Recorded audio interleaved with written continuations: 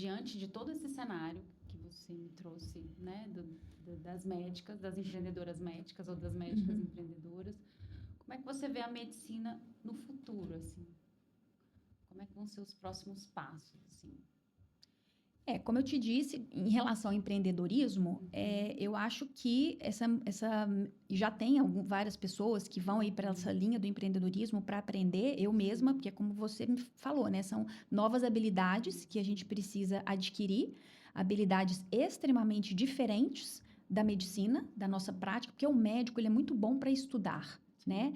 Mas é uma habilidade completamente diferente. É diferente você ler algo, entender o que você leu e a prática, que é a habilidade, você vai ter que se virar, digamos assim, para aprender, né? Então, eu vejo que o médico do futuro, ele vai ter que ser um médico empreendedor de fato, né? E vai ter que ter essa visão mais ampla e em busca desse conhecimento e desse suporte também, né? Muitas vezes. Porque a parte técnica vocês garantem, né? Com Toda certeza. essa parte técnica dos atendimentos, mas tem uma parte que vai, à medida que você vai crescendo, né, no seu negócio e ganhando autoridade, parece que depois fica contraintuitivo. Nossa, na fase que eu deveria estar curtindo, porque agora eu já adquiri aquela prática, aquela experiência, já estou no estado da arte da minha experiência, aí vem outras milhões de coisas no qual eu preciso lidar, que é a gestão, toda essa questão da tecnologia, como é que eu alio isso, né? Porque hoje não tem como eu não estar nas redes sociais, porque hoje o seu paciente,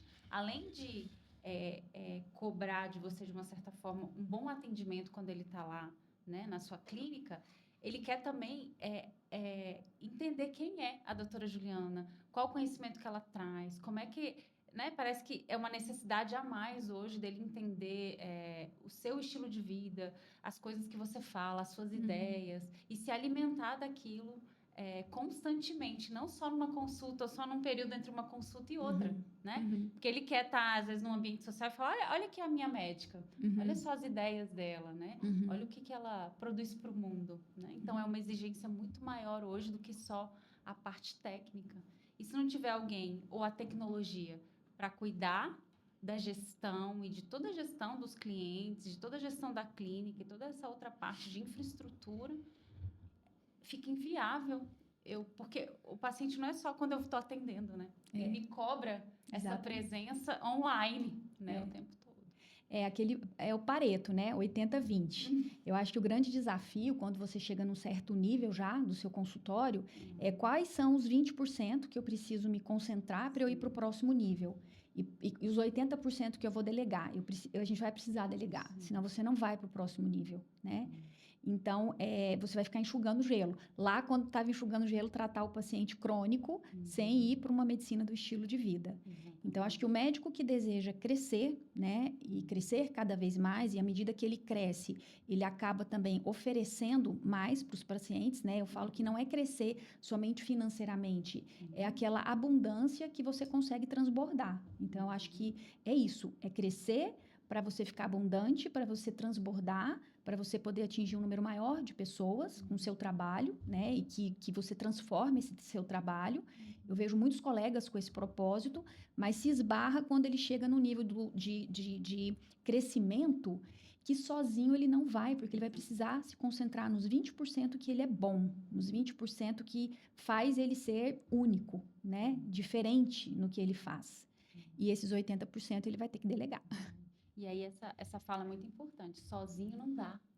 Então, na sua visão, realmente é preciso um apoio, um suporte, um ecossistema. Com certeza. Né, para apoiar todos esses pilares, né, da gestão com o cliente, com as equipes, da liderança como um todo, da parte técnica, que é os seus 20%, e o meu online lá com os pacientes, com os clientes, porque hoje ele quer entender a minha médica todo dia, eu quero estar vendo o que ela está falando. Né? É uma pós-consulta que eu falo hoje, né, as redes sociais. Tanto ela serve como uma vitrine, né? Porque o que vai fazer alguém me procurar e não procurar uma outra pessoa que tem a mesma capacidade técnica que a minha, talvez algo que eu tenha colocado ali na rede social que tenha conectado. E é bom para ambas as partes, né? Porque você já recebe uma pessoa conectada com a sua entrega. Então, é mais difícil existir um ruído, né? Que às vezes existia-se muito isso antes das redes sociais. Por isso que eu acho que ela é boa, né? Ela veio como uma certa sobrecarga em algum momento, mas ela é muito boa. Porque antes havia um ruído. Às vezes o paciente chegava até o médico e não era aquela entrega que ele queria. Agora as pessoas já estão mais alinhadas com isso. E é uma pós-consulta, né? Você estar presente nas redes sociais é uma forma do paciente sempre te ver, lembrar, ver se você realmente é coerente com aquilo que você colocou para ele fazer, se você está fazendo também. É muito frequente as minhas pacientes me policiarem. Você foi à academia, eu vi que você foi, eu vi que você não foi. Eu fui porque você foi. Eu tô acompanhando, que eu estava fazendo uma brincadeirinha lá, tipo, até eu completar os 50 anos, que vai ser em maio agora, eu estava fazendo que eu ia fazer exercício físico todos os dias, né? Comecei no começo do ano. Aí eu colocava de 120 e elas acompanhando. Então, isso é importante de fato, né? Mas é algo que precisa existir, mas não vai ser onde a gente vai colocar os nossos 20%. Né? Os nossos 20% ele tem que ser ali naquela conexão. Então, por isso é algo que precisa ter um ecossistema, né, que me ajude a ir para um próximo nível, né? Que me alavanque de fato, né? Interessante. Tem mais algum ponto que você gostaria de trazer, que você acha que é importante, de tudo que a gente conversou? Eu acho que é isso, né? Pensando no paciente, o médico ele tem que ser exemplo, né? Na minha visão, né? A gente tem que fazer o que a gente pede que os pacientes façam, e nem tudo que a gente vai fazer para a nossa saúde é o que gostaríamos de fazer, mas é o que é preciso fazer. Então, eu acho que cada um de nós tem que entender o que a gente quer, o que é longevidade, né? Longevidade não é sobre eu viver mais, é eu viver bem por mais tempo. Então, isso vai depender de eu fazer muitas coisas que eu não gosto. Eu faço coisas que eu não gosto, eu faço musculação que eu não gosto. Eu gosto do cardio, eu gosto da corrida, mas eu não gosto de musculação. Mas ela é extremamente importante para o que eu quero. Então, eu faço. Né? Eu tenho um jargão que eu coloco meus pacientes: fazer o que é preciso fazer. Faça o que é preciso fazer. Né? Então, acho que isso para o médico, para o paciente. Para o médico, especialmente para as médicas, né? Para as minhas colegas, eu acho que é muito isso que a gente fala para as nossas mulheres pacientes, né? Quem cuida tem que cuidar, né? Onde é que você está se carregando, porque a gente fica meio, né, louco quando o celular está acabando a bateria, mas a gente não nota, não presta atenção na nossa própria bateria, né? Então, a gente tem que recarregar, a gente tem que se cuidar. Então, é realmente investir no autocuidado. Ele não é fácil, mas ele é o que a gente precisa, é um investimento, né? E ser o que eu tô vendendo, né? Exatamente. Que eu tô entregando, né? E mostrar que nem sempre vai ser fácil. Exato. Nós somos humanos, não são todos os pratinhos que serão perfeitos o tempo todo, né? Então, acho que trazer essa humanidade, que tudo bem se num dado momento algo ficou para trás, mas se você está sempre alerta, é uma dinâmica, né? A vida é impermanente, a única certeza que a gente tem é a impermanência da vida. Então, em cada momento, você obviamente vai focar no que é mais importante naquele momento, né? E eu acho que isso que você trouxe de eu sou ser humano, é uma coisa importante hoje a gente entender esse ponto da vulnerabilidade. Com certeza. Principalmente quando a gente fala de mulher, né? Com certeza. Porque a vulnerabilidade não é a questão da fragilidade. Tem até uns trocadilhos que falam como eu sou antifrágil quando eu sou vulnerável, quando eu me entrego ao que, né? Ao que é vulnerável para mim em determinados momentos, porque isso está envolvendo um autocuidado. Né, de eu ver realmente quais são os meus limites, o que eu dou conta, o que é essencial eu estar presente ou não, o que eu posso delegar, né? Eu preciso de ajuda, não ando sozinha, eu preciso de um ecossistema, né?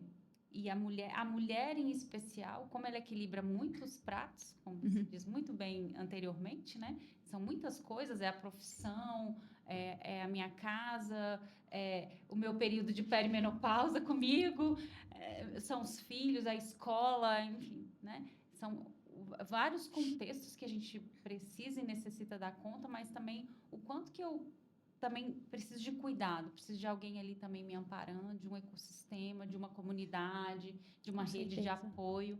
em volta disso, né? Falando aí dessa mulher, especialmente na transição menopausal, a ciência falava muito da janela de oportunidade para a saúde cardiovascular e metabólica dessa mulher, né? Que quanto mais precoce para aquela mulher que é elegível para fazer terapia hormonal, mais eu evitaria doenças cardiovasculares e metabólicas. E hoje a gente fala muito da janela de vulnerabilidade, muito focada aí nessas questões cognitivas e de ordem emocional, que são os primeiros sinais e sintomas que comprometem a saúde dessa mulher. Então, é bem sobre isso, é sobre essa janela de vulnerabilidade, né?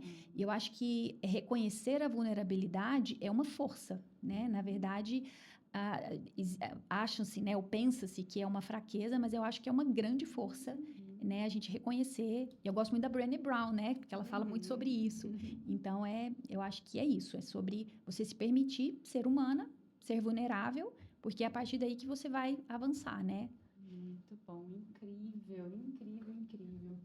Aí, para o nosso fechamento, colocaram uma pergunta aqui para mim. Se você pudesse dar um conselho para as mulheres que querem cuidar melhor da sua saúde metabólica, né, direcionado para o estilo de vida, qual seria, assim? Se pudesse dar um conselho, qual seria? Se priorize. E aí eu gosto de usar muito aquela analogia de quando a gente está no avião, né? O que eles nos aconselham?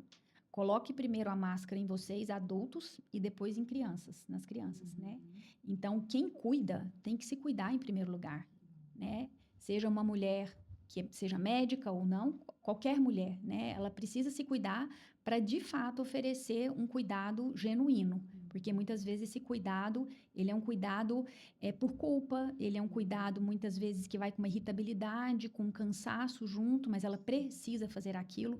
Mas como é gostoso a gente cuidar de uma forma muito genuína, né? Só recebendo a alegria, o prazer e o amor de poder oferecer o cuidado para uma outra pessoa, né? E a gente só consegue dar bem quando a gente transborda, né? Então, Exatamente. primeiro eu faço comigo para poder dar o melhor de mim para o outro também, né? Muito bom. Em relação à medicina, o que você acredita, assim, que são os próximos passos, os passos para o futuro, assim? O que você deixaria de mensagem? Você diz mais na prática médica do dia a Em relação à dia? medicina do futuro, assim, que eu acho que é muito que você já falou da sua prática, né? Mas se a gente fosse deixar um recado, assim, para Ela vai ser cada vez mais personalizada, né? Porque agora também com o advento da inteligência artificial, nós teremos testes genéticos, nós teremos cada vez mais e acesso, né? Essas pessoas elas terão acesso a isso e muitas vezes elas chegarão ao médico já com tudo muito feito, né? Eu atendi um paciente assim, né? Ele fez tudo isso, ele não teve um bom atendimento médico, na opinião dele, por um tempo, e aí como ele é TI, ele foi lá, fez toda a investigação, pegou todos os exames, jogou em vários tipos de inteligência artificial, perguntou tratamento, perguntou conduta, ele usou todos os pilares da medicina do estilo de vida, ele monitorou, fez a monitorização do sono dele num aplicativo, ele baixou um aplicativo para monitorar a glicose dele, e ele foi consultar comigo. Vários relatórios. Ele mandou para minha secretária antes dos relatórios. Ela falou: olha, doutora, esse paciente meio estranho. Ele mandou um monte de relatório. Eu falei: então ele vai brigar comigo ou ele vai querer me comparar com a IA? Eu já estava assim, né? Meio tensa. E ele, um querido, ele me falou que a experiência não tinha sido boa. Então, ele fez uso da IA. Inclusive, ele conseguiu, fazer o tratamento, porque algumas medicações ele não precisou de levar a prescrição médica, né? O que é algo perigoso. Mas ele tinha ciência disso. Então, ele foi até mim para saber se o que ele tinha feito estava correto, né? E que ele queria uma médica que o guiasse, porque ele entendeu que a inteligência artificial, como é que ele poderia utilizar, mas se ele tivesse alguma queixa, algo diferente, se ele internasse, ele queria, mesmo que existisse robôs no futuro, que um ser humano cuidasse dele, né? Então, foi essa busca dele. Então, eu acho que a medicina do futuro é o médico se tornar cada vez mais humano e aliar ao que a inteligência artificial tem para oferecer.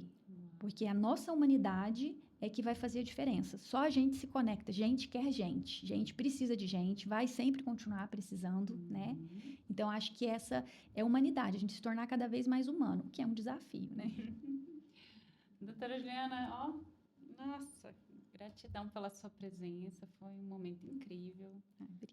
Muito, muito obrigada mesmo por todos esses conhecimentos, pela sua experiência prática, por todas essas ideias, enfim, e saberes que você trouxe para a gente aqui hoje. Eu que agradeço imensamente o convite. A medicina do futuro será